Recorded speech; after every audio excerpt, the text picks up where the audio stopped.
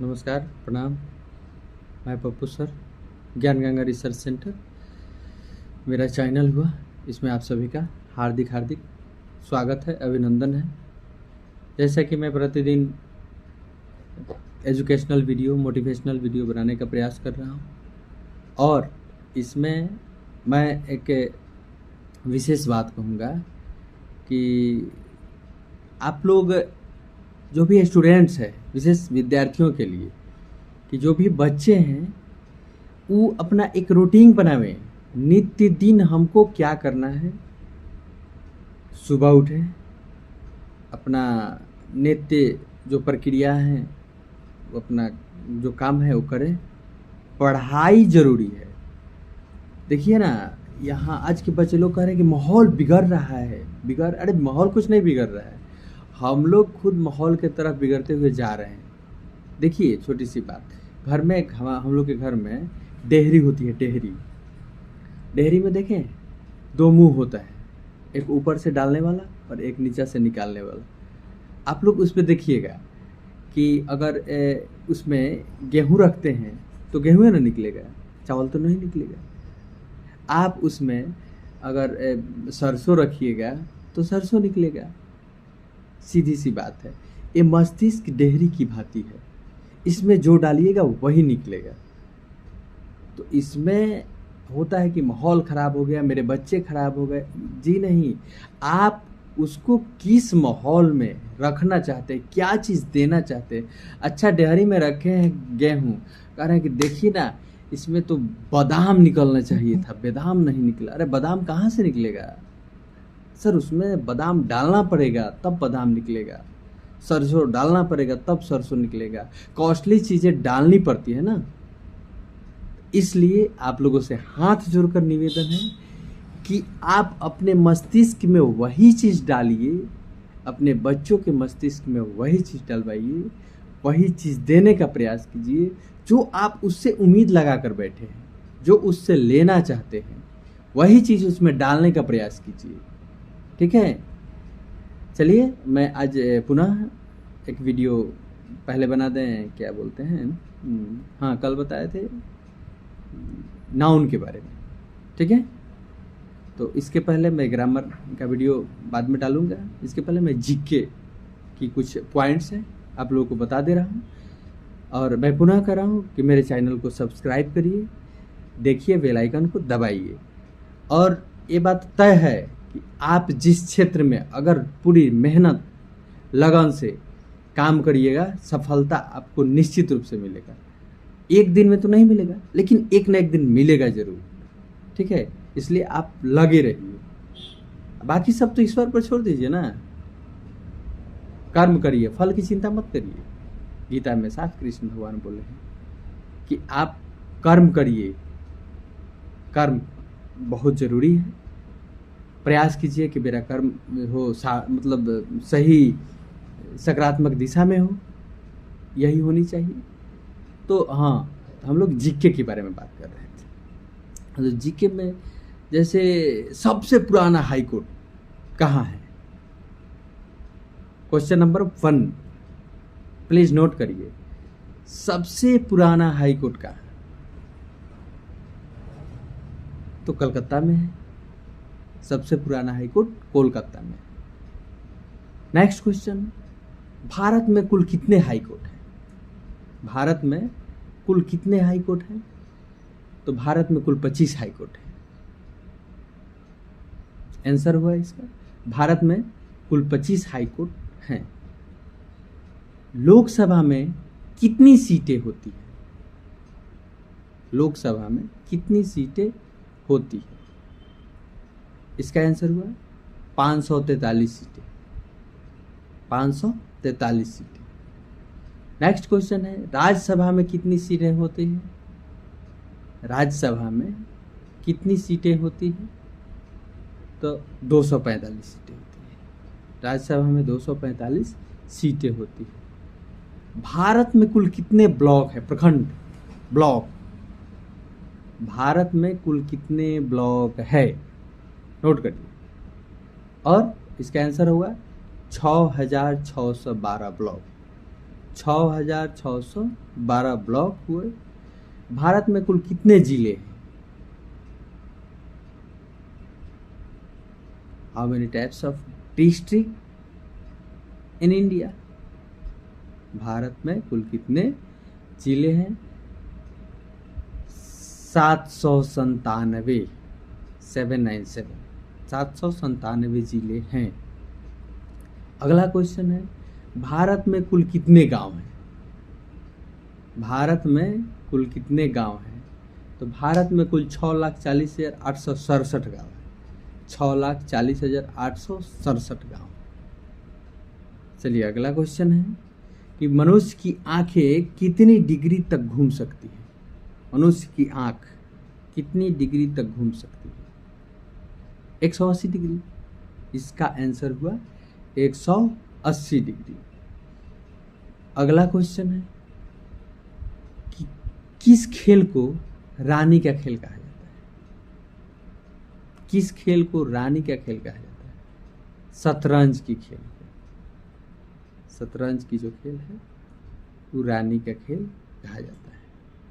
उसके बाद है, किस फल में सभी विटामिन्स मिलते हैं? किस फल में सभी विटामिन्स मिलते हैं? इसका आंसर होगा पपीता।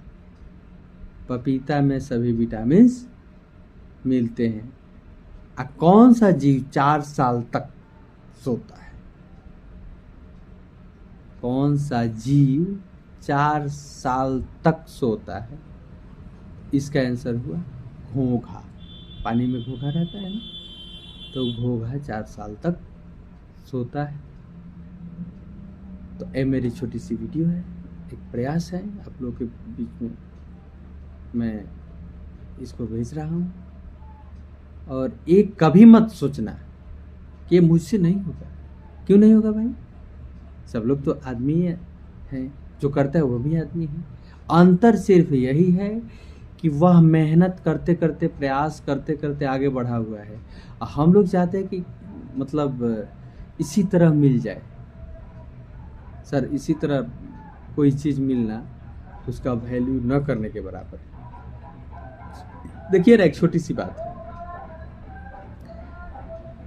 दुनिया में इतना मजबूत बनो, इतना मजबूत बनो कि आप कहीं किसी भी पोजीशन में रहो ना, तो लोग आप पे उंगली ना उठाए। इस बात का ध्यान रखें। कोई भी चीज़ हुए, वह चीज़ मैच्योरिटी के बाद मिलता है, तब वह बहुत ज़्यादा दिन तक टिकाऊ रहता है। और जब तक मैच्योर नहीं होइएगा आप लोग, तब तक वो चीज़ आएगा ज़रूर, लेकिन चला जाएगा।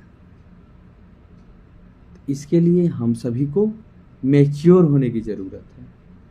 हर बिंदुओं को सोचने की ज़रूरत है।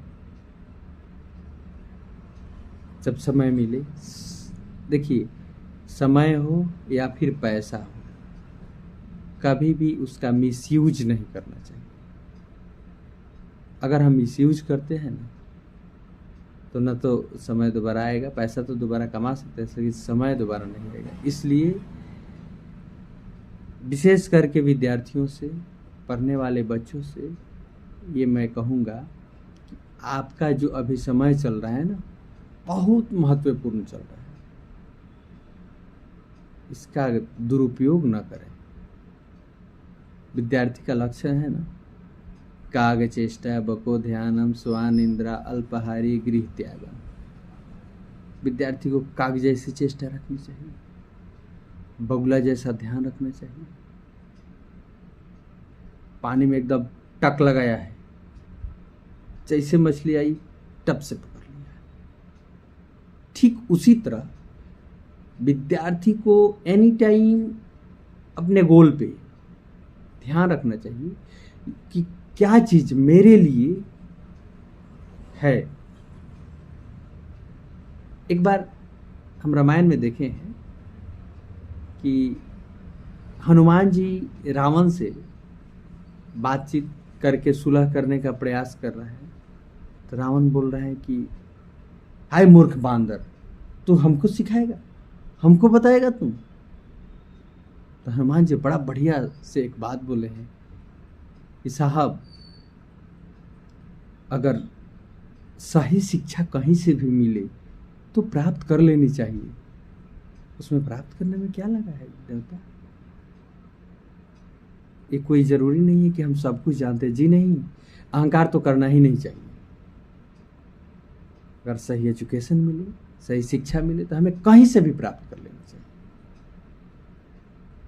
अगर आप पर्सनली किसी से आपको दिक्कत है, कठिनाई है, परेशानी है, तो आप उनसे बात मत कीजिए ना, लेकिन उनकी बातों को, उनकी विचारों को एक बार आप समझिए।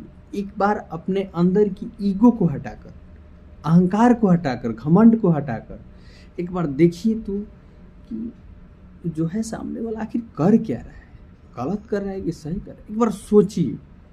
इसमें ना तो कोई जान रहा है आपके मन में क्या चल रहा है, ये तो कोई जान भी नहीं रहा है ना। तो एक बार आप सोचिए ना उस पर कि हमको क्या करना है। वो जो सामने वाला है, ठीक है, मेरा दुश्मन है। सर, एक बात ध्यान से सुनिए, यहाँ कोई किसी का दोस्त नहीं होता या कोई किसी का दुश्मन नहीं होता। जब जन्म लेता है ना, उसका ना कोई दोस्त होता है ना उसका कोई दुश्मन होता है। यहाँ आने के बाद उसके व्यवहार से, उसकी मतलब ज्वलनशीलता से, उसके कर्मों से दोस्त और दुश्मन बनते हैं।